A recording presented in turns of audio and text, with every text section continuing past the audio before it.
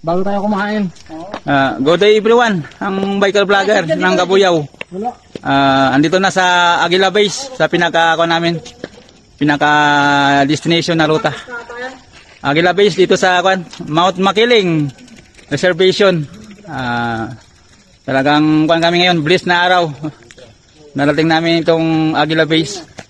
Isa to sa mga paboritong destination ng mga bikers na mahilig mag-bike adventure.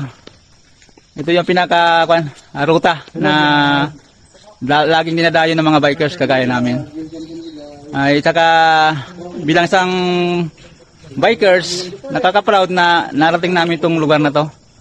Kasama ko yung mga safety crew at saka safety officer ng Megapack, ng MPC. Talagang nakakatuwa naman, nakarating namin itong lugar na to.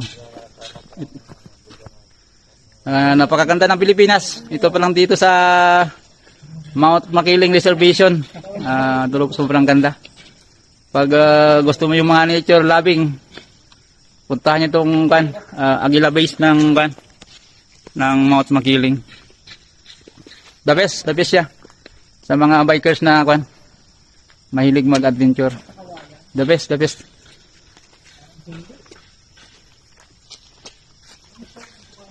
Ito yung pinaka nila.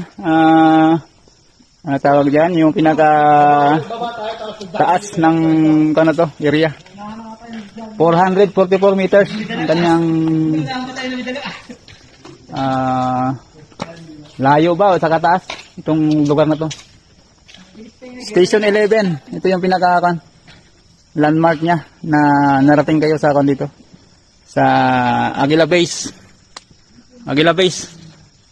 The best. Narating ka ni biker vlogger ng Kabuyaw. Isang vlogger, nakaka-proud na itong lugar na to ay narating din namin.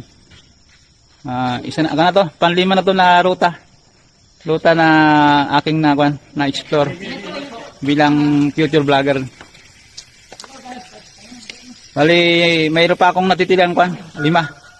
Sana pagka makasampu ako ng ruta makuha ko na yung aking yung mga success o makuha ko yung aking sa aking mga future vlog. Sana ipagkaloob ni Almighty God na maging success ako balang araw.